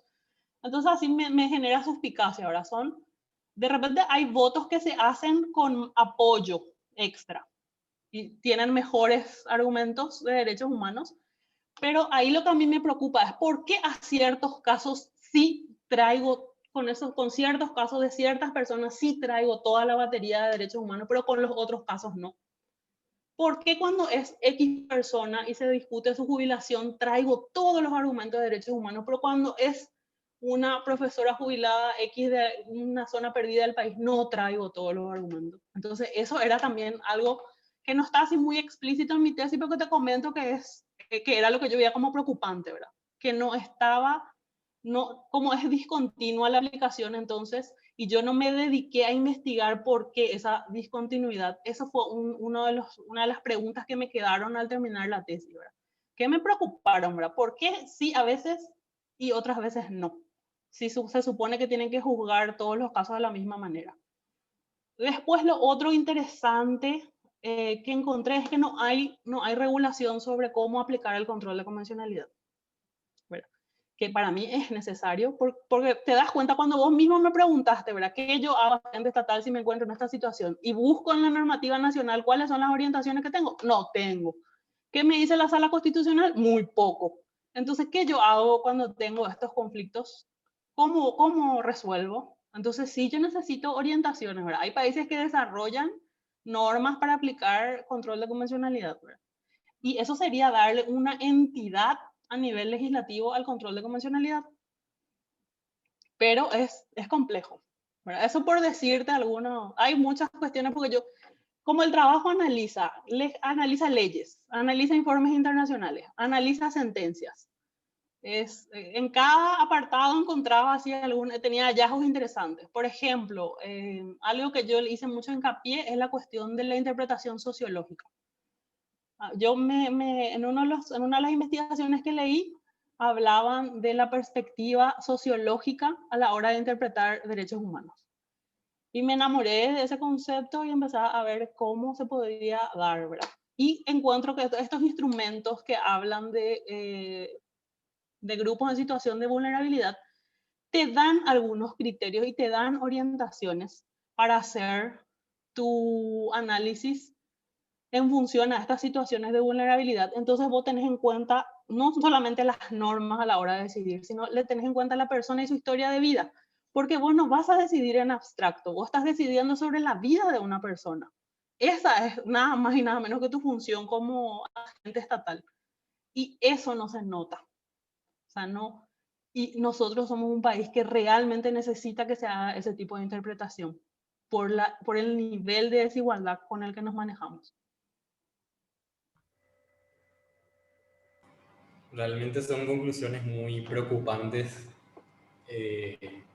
y, o sea, se nota que hay un estado prácticamente de dejadez, negligencia, inclusive por lo que contaste hasta parcialidad en ciertos casos. Pareciera también, según lo que contaste, la jurisprudencia de la sala constitucional es muy pobre, o sea, no se puede sacar mucho de ahí. Y con un asunto tan importante como los derechos humanos, ¿no? Tenemos mucho que aprender. Pero, ok, le doy la palabra a Edu y seguramente vamos a retomar ambos temas con las preguntas del público después. Sí, la verdad que es muy, muy preocupante todo lo que nos están diciendo tanto Stephanie como Raquel sobre todo, ¿verdad? Porque son situaciones que más allá de nuestras preocupaciones intelectuales y de lo que apuntamos en Ciencia del Sur en materia de conocimiento, tienen incidencia directa en la vida de las personas, en materia de libertad, en materia de derechos individuales. Entonces, esto tiene una incidencia directa. No estamos hablando de temas exclusivamente teóricos y no es esta una discusión teóricas, sino que tienen realmente relevancia, importancia, trascendencia también. Antes de seguir, Fabri, quisiera mencionar, como dijo Stephanie en una de sus respuestas sobre por qué eligieron su trabajo como el trabajo más destacado, voy a citar los trabajos también que recibieron mención de honor en este premio Andrés Barbero 2020. Hubo 3 menciones de honor en la categoría grado y una mención en la categoría posgrado. En la categoría grado, los trabajos con mención de honor fueron violencia y bullying en el medio escolar, análisis sobre reglamentos y marcos de actuación en instituciones educativas de Asunción, periodo 2014-2017, de Karina Beatriz Colmán. La segunda tesis con mención de honor fue la construcción del sentimiento de arraigo en las y los habitantes del Bañado Tacumbú de Asunción, de Juan Andrés Bogado Bazano, y Conflicto por la Tierra y Movimiento Campesino, un estudio de caso, Colonia Guajorú, del distrito de Tembiaporá, del departamento de Caguazú, periodo 2016-2017, de Omar Tadeo Yampey Díaz. La obra de la tesis de posgrado que recibió también la mención es la idea de desarrollo desde el pensamiento latinoamericano y su relación con el Paraguay desde 1960 hasta 2016. Análisis del caso Fondo Nacional de Inversión Pública y Desarrollo FONACIDE y su vinculación con los gobiernos municipales de Mariela Cuevas Rojas. El jurado, vamos a mencionar al jurado de este premio, estuvo compuesto por la doctora María Graciela Monte López Moreira, el doctor Aníbal Uruguay Pozo, el doctor Fabricio Vázquez, el doctor Fernando Masi, el doctor José Carlos Rodríguez, el doctor Carlos Gómez y la doctora Bárbara Gómez. Ellos fueron los integrantes del jurado de este año del premio Andrés Barbero. Bueno, en Facebook también ya hay comentarios, voy a leer solamente 2. Uno es de Cecilia Rodríguez, que dice qué buenos trabajos por ambas tesis premiadas, y Jessica Escobar Cuevas también dice felicitaciones a ambas por su gran labor, preparación y conocimiento. Yo quiero volver a Stephanie porque estamos hablando de una institución clave en la seguridad social de nuestro país, como es el Instituto de Previsión Social, en el cual dependen muchísimos paraguayos, muchos ciudadanos. Ella tomó en su tesis de grado 5 años, un periodo de 5 años. ¿Cómo hiciste, Stephanie, para obtener los datos de estos fondos de inversión justamente y su rentabilidad? Justamente porque las instituciones públicas paraguayas de repente no quieren dar a conocer muchas veces los análisis, sus proyecciones, incluso los datos que tienen, aunque sean y formen parte del Estado paraguayo. ¿Cómo hiciste para obtener estos datos y cómo los procesaste también? Y si es que tuviste el permiso correspondiente de las autoridades durante esa época del IPS. El micrófono, el micrófono. Perdón, ahí está. Bueno, la verdad que muchas gracias a la ley de la información pública, uno como ciudadano tiene el derecho de solicitar información a los entes públicos y ellos tienen la obligación de responderles en 15 días sobre datos específicos. Si bien es un poco complicado porque uno tiene que saber realmente qué está buscando. Uno no puede mandar una carta y pedir, quiero la rentabilidad del fondo de pensiones. Me van a decir, no tengo. Entonces uno tiene realmente saber qué es lo que quiere y qué datos necesita. Entonces yo específicamente les pedí, quiero el detalle de todas las inversiones con título, en qué banco, en la tasa, en plazo. Entonces uno tiene que ser muy específico lo mismo con el periodo. Ahí tenía un problema de informatización, que muchos datos no estaban informatizados. Obviamente no cuentan con los mismos sistemas de registros o contables de una empresa normal. Entonces, ahí tuve unas cuantas limitaciones respecto a eso, porque me podían proveer, pero me iban a proveer biblioratos de biblioratos de biblioratos.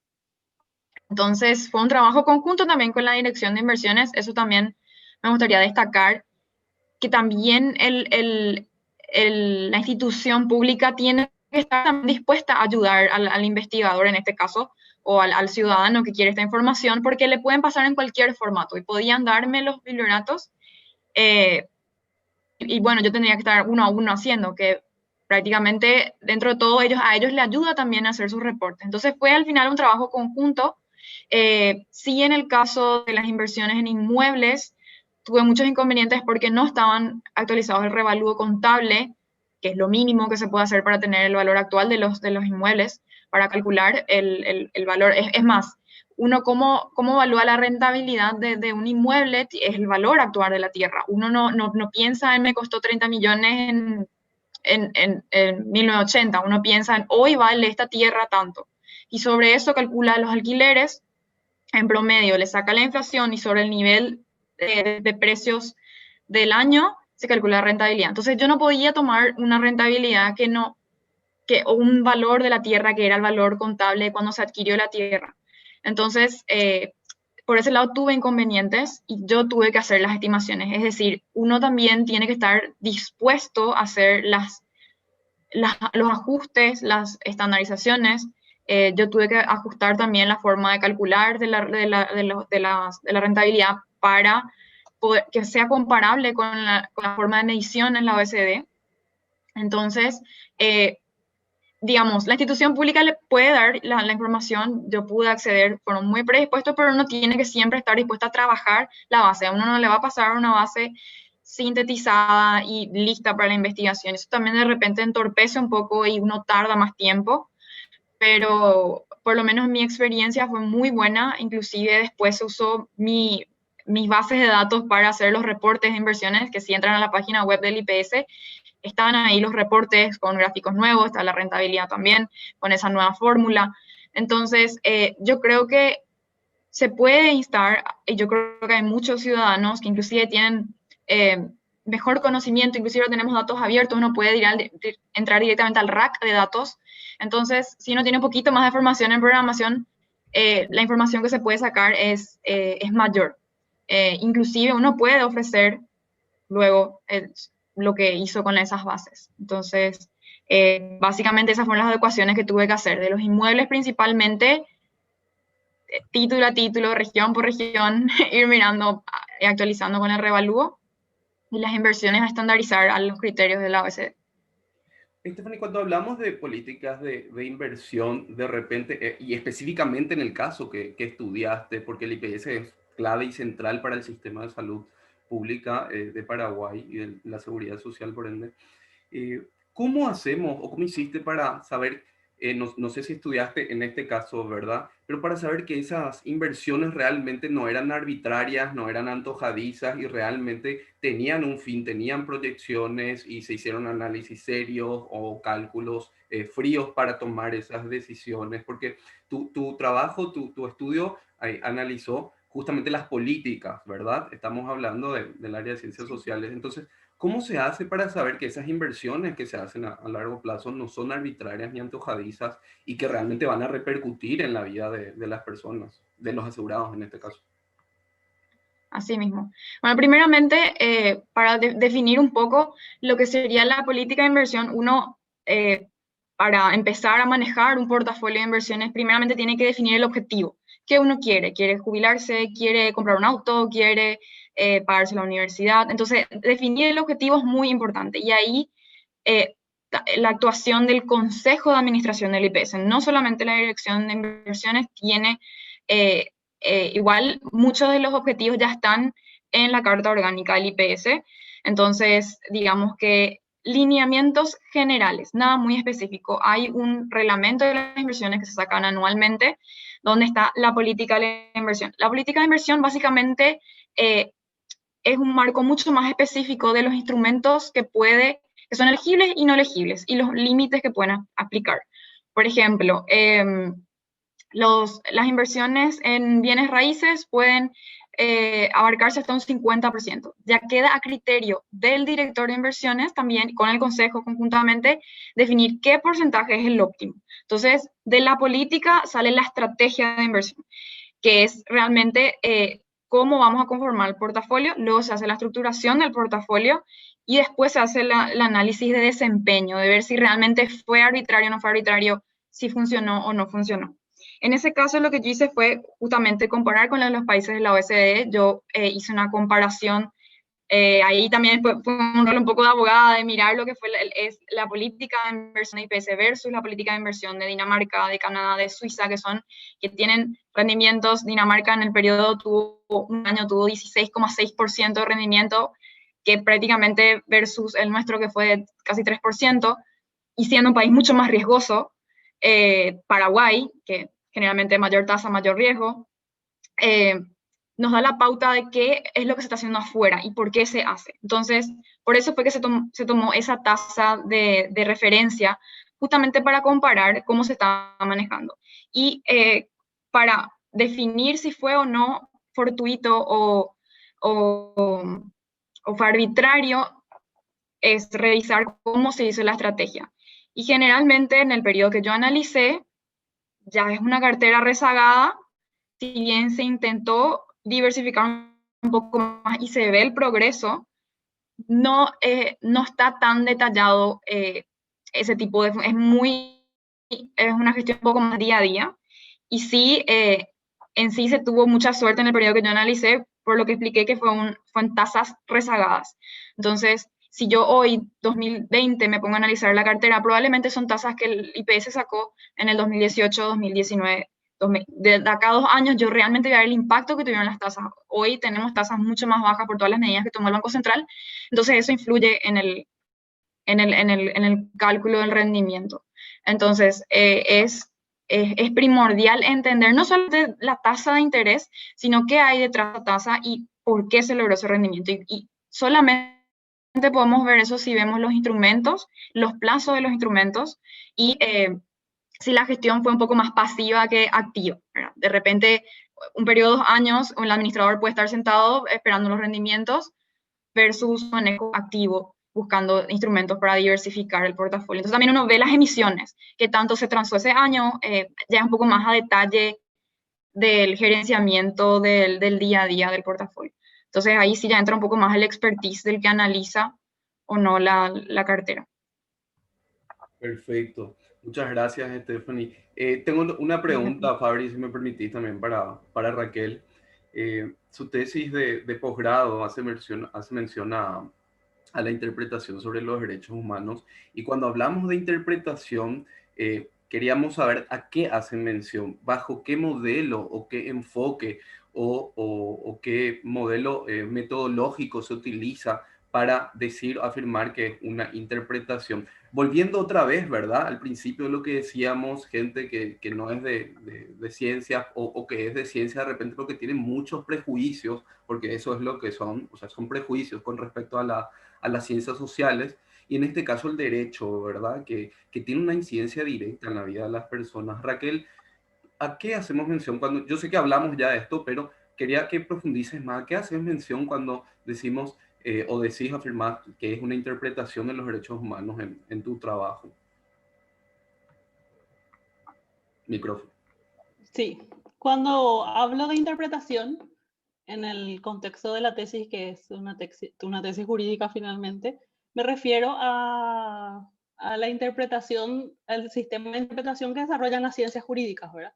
Que tiene diferentes técnicas, ¿verdad? Hay técnicas de interpretación que van por lo gramatical, o sea, las técnicas de interpretación te sirven para aplicar la norma, ¿verdad? Y hay sujetos autorizados para realizar esa aplicación, ¿verdad? Que sería en este caso el agente estatal con competencia para resolver un conflicto o arbitrar en un caso concreto. Entonces, echas mano de estas técnicas de interpretación y por eso también hablaba yo de esta cuestión de la interpretación con perspectiva sociológica. O sea, a la batería de técnicas de interpretación jurídicas que yo tengo, puedo incorporar otras, como esta, por ejemplo, una interpretación con perspectiva sociológica, para que yo, aplicador de la norma, pueda resolver mejor el caso. O sea que es también una propuesta de que las normas jurídicas, o sea, perdón, que las ciencias jurídicas no se cierren a otras ciencias y puedan complementarse Por ejemplo, pensemos que para yo hacer una interpretación con perspectiva sociológica en un contexto de resolver un caso de una comunidad indígena, puedo utilizar conocimiento de antropólogos a través de pericias antropológicas, por ejemplo. O también me pueden servir los antropólogos para estudiar ciertos grupos sociales en particular. O trabajar, de hecho que se usa ahora, por ejemplo, en los casos de niñez, el uso de informes de trabajadores sociales y psicólogos es obligatorio. Entonces pensemos en esa interdisciplinariedad para complementar estas técnicas de interpretación de las ciencias jurídicas. ¿Verdad? Que de repente todo esto es un poco ajeno al conocimiento lego. ¿Qué es lo que yo veo también, así como comentarte, ¿verdad? De mi formación de abogada a nivel nacional. Yo tuve una cátedra de interpretación, así, concretamente de interpretación, recién a nivel de posgrado. En la facultad sí te dan un poco sobre interpretación, pero no tenés una cátedra específica para estudiar, por ejemplo, interpretación y argumentación de sentencia judicial. Bueno, entonces eso sería algo súper útil y desde la facultad ya estarías familiarizado con, sí, en la facultad lees un poco de jurisprudencia, pero no a profundidad, y tenés exceso de materias como por ejemplo, no sé, aeronáutico o derecho marítimo o derecho cooperativo, que de repente eso no te da herramientas para criticar el sistema jurídico nacional. O sea, tenés un montón de códigos que estudias, pero no estudias a profundidad filosofía del derecho, no estudias a profundidad las reglas de interpretación de las ciencias jurídicas, no estudias a profundidad sociología del derecho. Entonces, como que eso va faltando después, cuando te recibís y empezás a darte cuenta de lo que es realmente el ejercicio de la profesión, no tenés esas herramientas. O sea, sos un simple procurador, ¿verdad? Sos un gestor. No tenés la capacidad intelectual para criticar el sistema, modificar el sistema, proponer algo nuevo, ¿verdad? Y eso es lo que yo siento tristemente de mi formación de abogada a nivel nacional. Sí tuve muy buenos profesores y sí tuve acceso a una educación privilegiada, pero esa no es la realidad de nuestro país en formación en ciencias jurídicas. Y es preocupante porque ¿cuántos abogados tenemos? Muchísimos, demasiados abogados tenemos. Pero ¿con qué formación? ¿Verdad? No se cuestiona esa malla curricular. Imagínense que teníamos un semestre de derechos humanos, que eran, no sé, algo así como 2 horas a la semana, y derechos humanos es clave para todo. O sea, vos tenés que tener como materia transversal todos los años de la universidad porque es complejo y es extenso y tenés que manejar todo eso para poder lidiar con el sistema nacional, pero esa mirada no está desde la academia a nivel...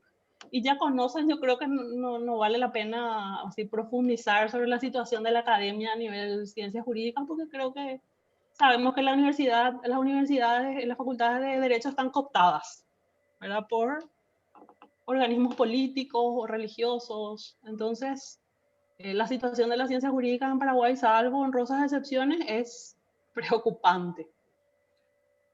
Ya, si me permitís, Fabri, una pregunta más para ambas. Justamente me parece muy valioso lo que está mencionando Raquel, porque ambas galardonadas con el premio Andrés Barbero son de las 2 principales universidades que tiene este país. Stephanie de la Universidad Nacional de Asunción y Raquel de la Universidad Católica Nuestra Señora de la Asunción. Entonces, le quiero preguntar a ambas, Stephanie en Ciencias Económicas y Raquel en Ciencias Jurídicas, ¿cómo se puede hacer para que, por ejemplo, lo que discutíamos hace rato, que la materia de metodología de la investigación no sea la materia o la asignatura más aburrida, con poca didáctica y con poca innovación que se nos da en la universidad? ¿Cómo se puede hacer en ambas líneas, en ambas carreras, para revertir la situación y mejorar, por ejemplo, la investigación en sus respectivas áreas? No sé si, Stephanie, ¿quieres empezar? Sí, bueno, esa es una pregunta que ya justamente habíamos comentado y es algo muy importante. Yo lo confieso también, cuando fui alumna, es una materia que, por lo menos a mí me tocó, es una de las materias que menos relevancia se le da, generalmente es muy aburrido. ¿Por qué? Porque uno no ve lo que se puede hacer con eso. Uno no ve que la metodología es la columna vertebral del conocimiento, porque una persona puede decir, la vacuna al día de hoy, si no tiene una metodología robusta que sostenga, puede ser cualquier cosa. Entonces, la investigación es clave para el conocimiento humano y yo creo que ese enfoque no se le da lo suficiente en las universidades. Se le da como algo para pasar la tesis, algo más de formato para entregar la tesis, no se le ve como, uno realmente tiene que entender la metodología para entender lo que lee. ¿Cuántos datos vemos día a día en las noticias, especialmente en este país, que generalmente son un copiar y pegar de las noticias internacionales? Cuando uno se preocupa de, no sé, el 30% de los impuestos son recaudados en el país. ¿30% de qué? De la base imponible, de los ingresos recaudados totalmente, ¿sobre qué? Entonces, uno tiene que cuestionarse. Entonces, no solamente la metodología sirve para hacer investigación, sino también para entender lo que uno lee y realmente discernir si es que es correcto o no y si tiene sustento metodológico. Entonces, yo creo que se debería buscar, no digo profesores, pero sí que la forma de enseñar sea una forma que le dé el empoderamiento al alumno de decir, gracias a la materia yo voy a poder determinar si lo que leo o no tiene sentido, básicamente. Y si realmente uno puede colaborar un conocimiento o algo que quiere decir con una base sólida. Entonces, lo que hoy yo les digo no es algo que a mí se me ocurrió, o lo mismo Raquel, tiene todo un estudio previo y una metodología específicamente para esto. ¿Para qué? Para que las personas que leen puedan decir, esto no tiene sentido o esto sí tiene sentido. Entonces, yo creo que inclusive la metodología es muy discutida en el exterior. Básicamente, muchas de las investigaciones, por más interesantes que parezcan, si no tienen un sustento metodológico, no se publican, no se van a dar a conocer. Entonces, realmente, como mencioné antes, la columna vertebral, y solo lo supe cuando tuve que hacer mi tesis, y tuve un tutor muy bueno, eso sí me gustaría aclarar, hay muy pocos tutores que están dispuestos a ponerse la camiseta, a también tratar de que la tesis tenga valor no solamente para pasar, para recibirse, sino también de discutir la metodología. De repente yo también fui una estudiante en ese momento de que, bueno, tenía una idea, leía algo, quería aplicar y me refutaba, esto no va a funcionar porque este tipo de teorías no es aplicable en este tipo de inversiones. Entonces, es muy importante. Yo creo que si a uno le da en la universidad ya el enfoque de metodología como regla para saber la solidez o no de algo, creo que va a tener mucho más impacto que un simple formato de tesis, que es como se le está dando en estos momentos. Perfecto. Raquel. Sí, yo creo que soy más radical al respecto. Yo creo que necesitamos una revolución. O sea, no hay otra forma, yo no concibo otra manera de mejorar la educación en términos generales en Paraguay.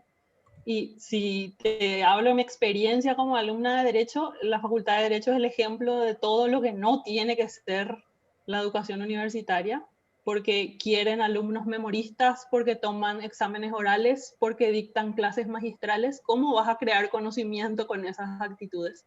Que es el fin de la universidad.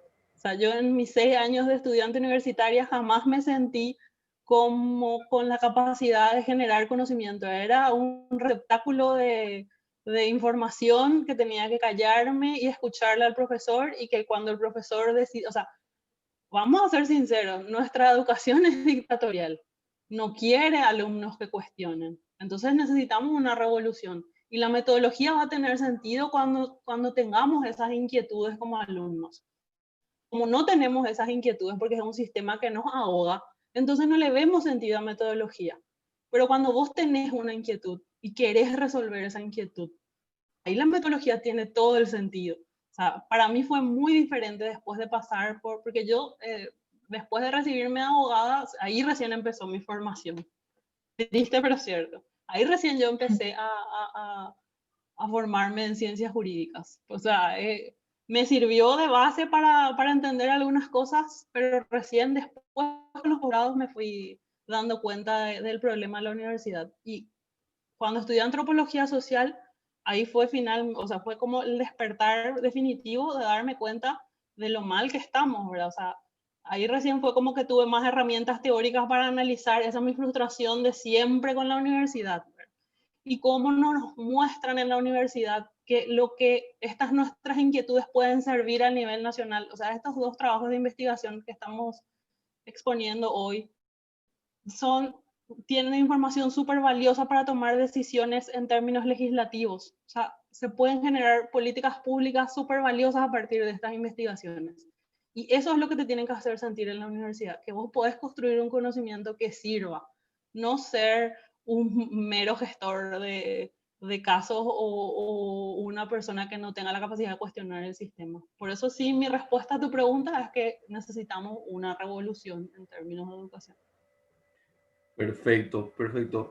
Fabri, hay una pregunta de Daniel Duarte, que es el editor general de Ciencia del Sur. Es una pregunta para Stephanie. Stephanie pregunta a Daniel, ¿qué limitaciones hay legales o de otras índoles para que el IPS haga inversiones mucho más rentables?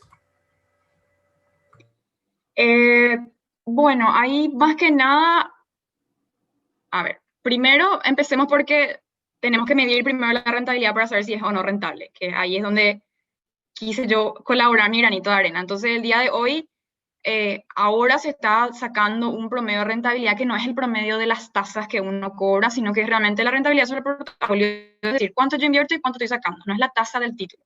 Entonces, primer impedimento, no legal, pero de práctica, es medir la rentabilidad. En el ámbito legal, sí, la Carta Orgánica del IPS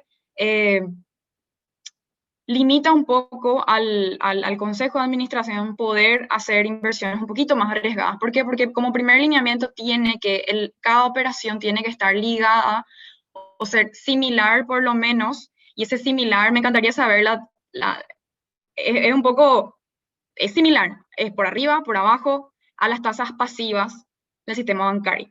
Entonces, ahí te da apertura a la discusión de no puede ser muy por encima. Entonces ahí ya te escapa de las cosas un poquito más arriesgadas, ¿verdad? Y siempre dice en la Carta Orgánica, teniendo prudencia en el plazo, en la garantía, o sea, siempre hay criterios de prudencia que tomar.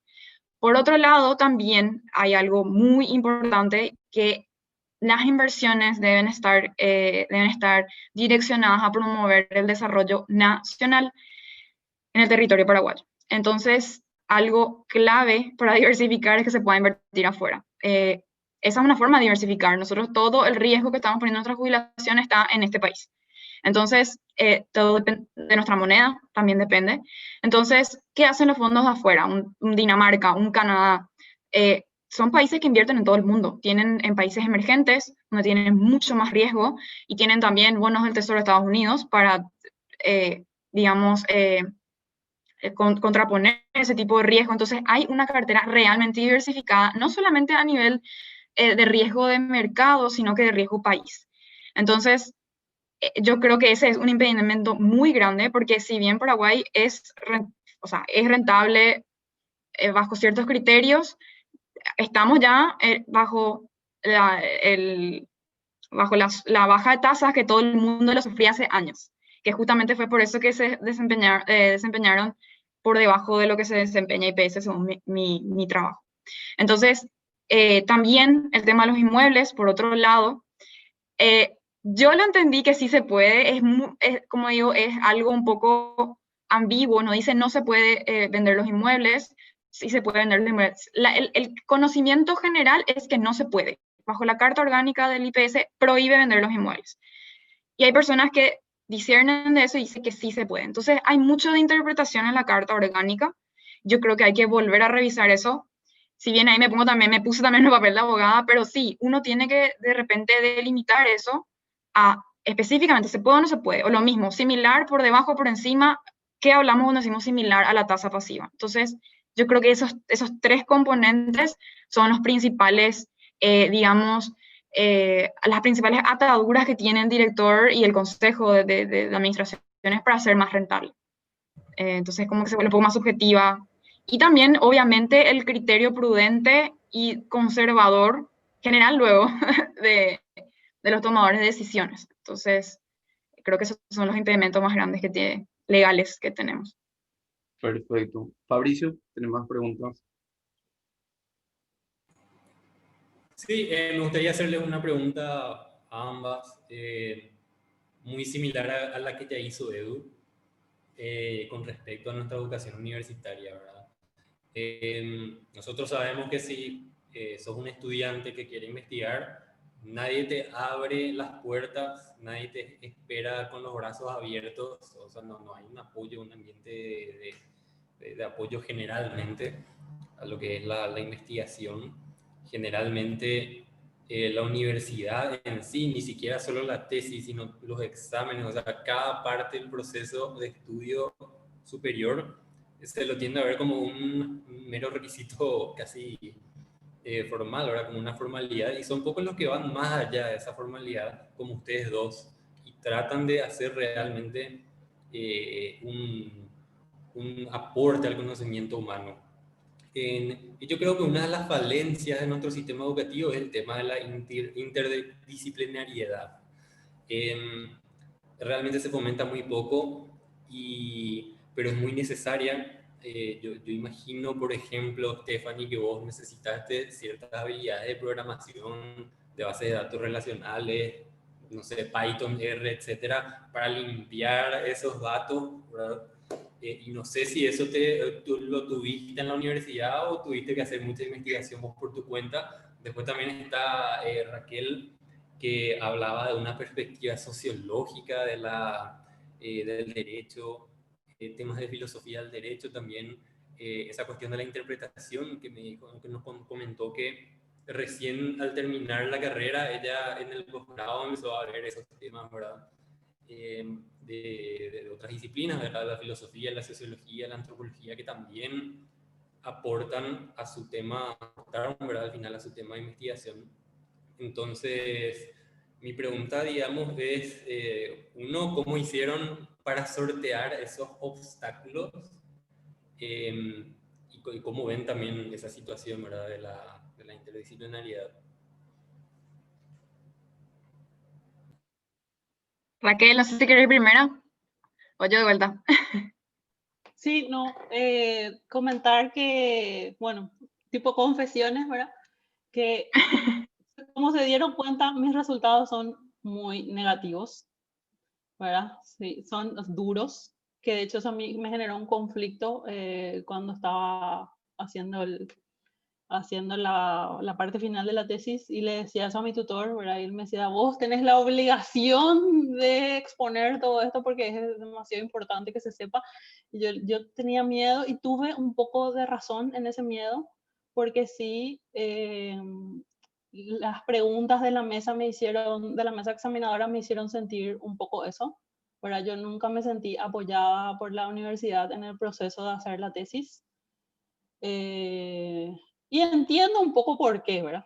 Y porque también yo pensaba, ¿verdad? Dios mío, esta maestría apoyó la Corte Suprema de Justicia y yo acá con una tesis que le da un palo tras palo a la sala constitucional.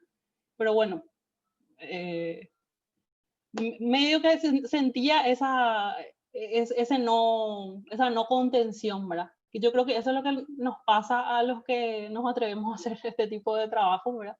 De que es un trabajo muy en solitario, que, que puede no ser bien recibido, que eso, si no, yo me sentí muy contenida por mi tutor y es una persona súper respetable y eso me ayudó mucho. Pero como les dije, yo pagué aparte del tutor, no era el tutor que me ofrecía la universidad. Y tuvo un costo también alto la investigación, los materiales, todo. O sea, uno se siente muy, muy solo, es un proceso muy, muy solo y hay mucha mezquindad también con respecto a acceso a ciertas informaciones. No sé por qué tenemos algo en nuestra cultura académica local que tiene un poco de celos. Y algo que me daba cuenta al leer la bibliografía nacional es como que la gente escribe de todo como si fuera la primera persona que escribe, no se citan trabajos anteriores. Yo me preocupaba mucho eso y trataba de ser lo más honesta con respecto a eso. De hecho, cuando escribo, esa es una de mis preocupaciones principales, de ser honesta con respecto a la producción de conocimiento que ya existe, ¿verdad? Entonces, Esos fueron mis sentimientos en el proceso de la tesis, ¿verdad? Y de sentirme sola de repente. Y por eso ganar el premio fue como una reivindicación de todos esos sentimientos negativos que me acompañaron en el proceso de la tesis y sentir que hice un trabajo que realmente valió la pena, el esfuerzo y todo lo que implicó. Y ese reconocimiento fue como así como un apapacho, ¿verdad? Está bien seguir haciendo ese tipo de cosas porque no es la primera vez que tampoco que trabajo con sentencias judiciales y que entender también que estar en esa posición de hacer esas críticas, ya sabemos cómo somos ingratos con los intelectuales en Paraguay. Entonces uno de repente ve eso y dice, no, no quiero pasar por eso, pero es importante producir conocimiento. Entonces hay que hacer como un voto no sé, de fuerza y de honestidad y seguir adelante, ¿verdad? Porque si no, no vamos a poder cambiar las cosas que nos molestan. Eso más o menos fue mi impulso durante el proceso de investigación. Stephanie.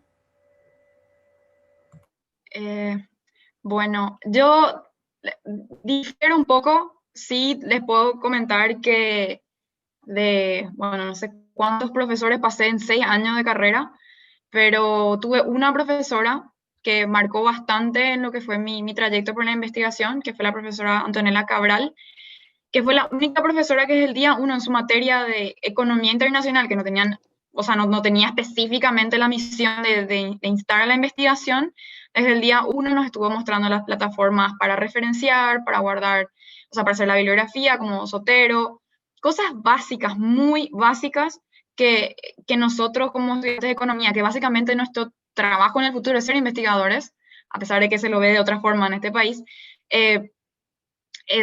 al tercer año yo pude saber cómo hacer las referencias de una manera correcta en la facultad. Al principio estaba estudiando otro tipo de cosas que no, de repente acá la malla curricular, como había mencionado ya Raquel, tiene muchas cosas que no profundizan en lo realmente importante para ese tipo de carreras. Pero bueno, tuve la fortuna de tener esta profesora que estaba en el departamento de investigación de economía, que yo creo que es uno de los departamentos que más empuja al desarrollo de conocimiento, por lo menos en nuestra área, en la nacional. Me apoyaron bastante, tuve una competencia UGM, me fui sin saber lo que era, o sea, básicamente para qué servía la investigación, pero ahí me fui a un concurso internacional, que fue la Jornada Joven Investigadores, y ahí vi cómo afuera se toma muy en serio y cómo realmente uno no puede opinar sin tener esa base científica de lo que dice. Acá es como que de repente el país es un poco generoso y cada uno dice su opinión y la opinión se toma como verdad. Entonces, así como dice Raquel también, el intelectual, más que, bueno, ser desaprovechado, sino que es generar conocimiento y un conocimiento con una base, un sustento. Entonces, como he mencionado, yo tuve esa suerte de tener esa profesora que sí, recalco, fue una en toda la carrera, básicamente, que instó, inclusive nos obligaba como parte del proceso, presentar el proyecto, o sea, de una forma, y trataba de incentivar. Y bueno, y de ahí me fui también dando el espacio, si bien tuve también un tutor muy entendido en el tema de finanzas, el profesor Fernando Escobar, que le agradezco desde ya por toda la paciencia de este proceso. Con respecto a elegir el tema, no sé, la verdad que yo me aburro bastante, entonces no quería hacer algo que no me interesaba, y me crucé con alguien que me dijo, no vas a tener jubilación. Pues una exfuncionaria del IPS, y yo acababa de entrar a trabajar. Entonces, ¿cómo que no voy a tener jubilación? Y le digo, bueno, ¿y quién invierte? Entonces, así fue como que también generando lo mismo. Seguro Raquel habrá experimentado también en su trabajo ese tipo de cosas. Entonces, es también buscar algo que a uno le apasione o le guste o le encantaría saber y buscar realmente qué ya se hizo afuera. Realmente uno buscando lo que se hace afuera o otros investigadores también citando a otros investigadores, uno aprende muchísimo. Ahora también en una maestría que estoy haciendo afuera, yo no puedo decir una palabra sin ser citada, y es también lo que le da validez a lo que uno hace. Entonces, por ese lado es muy importante. También destaco que sí, también busqué apoyo metodológico en una profesora aparte, también tuve que incurrir en esos gastos. Los profesores de la facultad en metodología es muy básico, como que de repente uno busca alguna particularidad en su tema, no conocen los métodos, ese tipo de cosas. Entonces es así también, uno para todos los alumnos.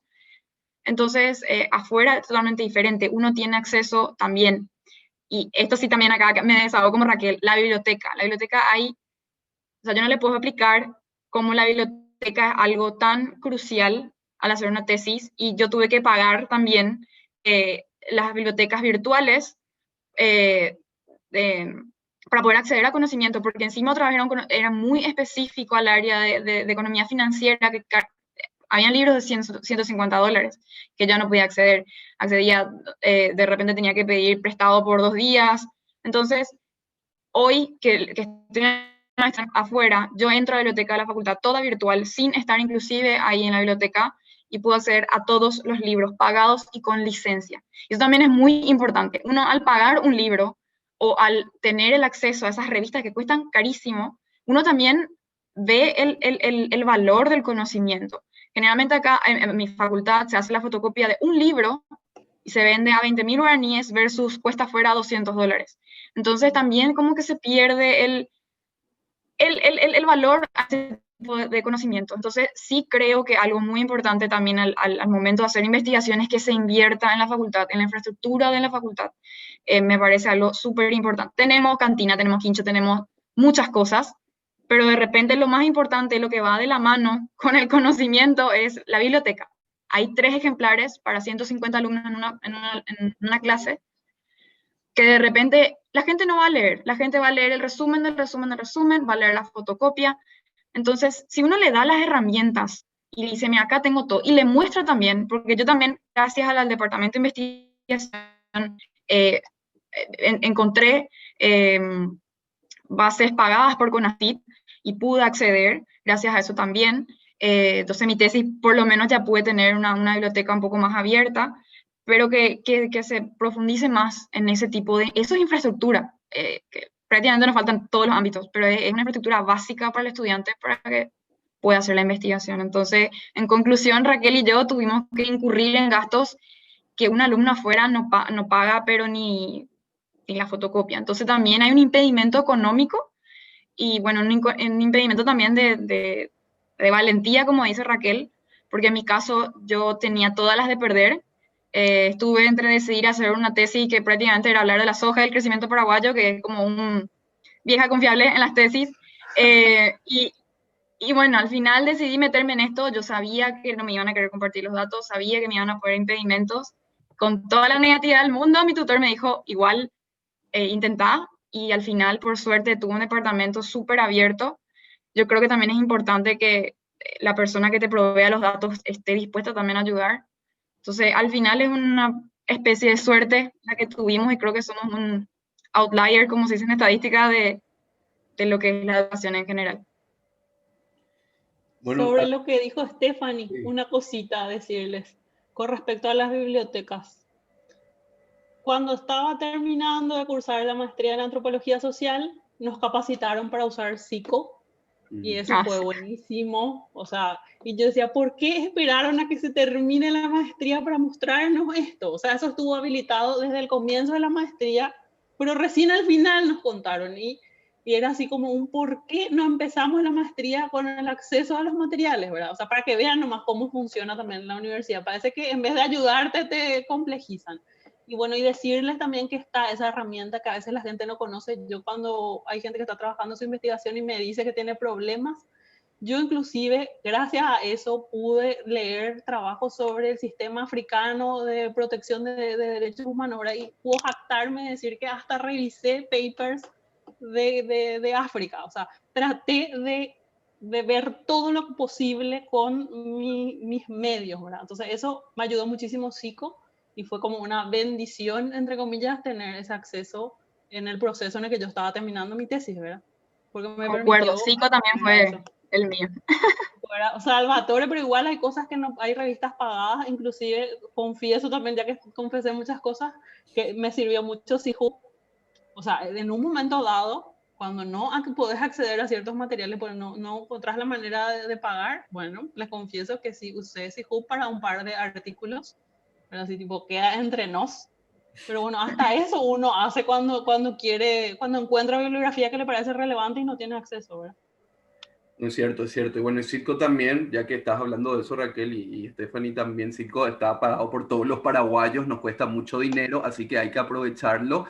Se le puede pedir al CONACYT, que es el encargado de proveer este portal, para todos los paraguayos, investigadores o no, pueden acceder a todo el conocimiento, todas las revistas y publicaciones que hay al respecto. Una última pregunta tenemos de Facebook de Sandra Villalba, que es nuestra cronista justamente estos días del webinario La Nueva Ciencia Paraguaya. Sandra le pregunta a Raquel y a Stephanie qué bibliotecas virtuales justamente recomiendan en sus respectivas áreas, además de que ya citamos a Citco, ¿no?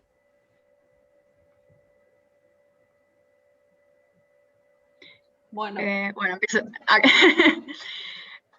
Bueno, en mi área, yo la verdad que recomiendo Wiley. Es súper especializado en lo que es finanzas y economía. Es cara, entonces sí, de repente Cico no tiene todas las ediciones, pero esa es la que yo más recomiendo. Wiley, de repente está la American Economic Review, para lo que sea más economía. Pero específicamente en finanzas, sí, Wiley casi tiene, encima tiene una serie que se llama Wiley Finance, que es específicamente para ese tipo de revisiones. Y es lo que más me sirvió a mí, y gracias a Cico también pude acceder a algunos contenidos gratis. Raquel. bueno, con respecto a ciencias jurídicas, no quiero recomendar en inglés porque hay obstáculos de idioma, y entonces una biblioteca jurídica accesible que me parece muy recomendable es la de la UNAM, de la Facultad de Ciencias Jurídicas, que tiene una biblioteca muy interesante.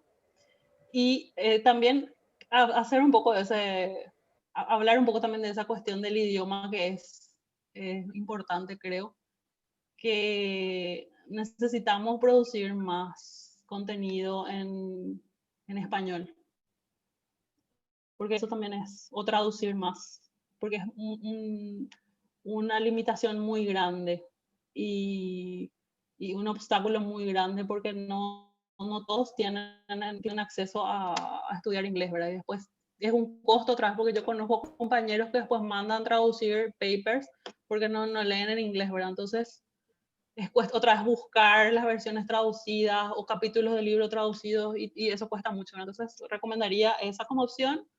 Y a nivel nacional, casi todas las facultades de Derecho tienen sus revistas jurídicas y son accesibles. Y, por ejemplo, la Universidad de Columbia tiene las tesis disponibles en digital, se pueden pedir. Pero eso es muy interesante a la hora de hacer trabajos de investigación. Entonces uno puede pedir el catálogo de tesis y le envían las tesis en formato digital, porque una de las condiciones al entregar, te piden tu tesis en formato digital. Entonces, eh, para mejorar un poco la cuestión del acceso. Perfecto. Bueno, particularmente creo que aprendí muchísimo en ciencias jurídicas y ciencias económicas hoy con nuestras dos expositoras, Fabri. Le agradezco enormemente. Como director y como periodista de Ciencias del Sur es un gusto haberlas tenido. Fabri. Sí, muchísimas gracias realmente por compartir esta noche con nosotros, y sobre todo muchísimas gracias por ir más allá de la formalidad de la universidad y tratar de hacer un aporte al conocimiento, y no solo un aporte al conocimiento humano en general, sino algo que les sirve al país. Realmente necesitamos más gente como ustedes, y está bueno que haya un premio que reconozca eso. Y bueno, lo que quiero anunciar, digamos, es que este video completo, recordarles un poco que va a ser subido a nuestro canal de Ciencia del Sur en YouTube, y también van a poder ver en la fanpage de Facebook. Y mañana vamos a seguir con nuestro ciclo sobre la nueva ciencia paraguaya. Van a estar Raúl Gregor, Manu Ayala y Osvaldo González, ganadores del Premio Nacional de Ciencia 2020, que justamente se entregó ayer en la Presidencia de la República. Es un trabajo sobre electrónica de potencia. Bueno, muchísimas gracias de nuevo por acompañarnos hoy, y desde Ciencias del Sur les deseamos una carrera fructífera como profesionales de las ciencias sociales, ¿no? Muchísimas gracias también a Edu, Eduardo Quintana por ayudarnos en esta jornada y nos vemos mañana y muy buenas noches para todos y todas. Muchas gracias. Muchas gracias por la invitación. Chao. Chao, chao.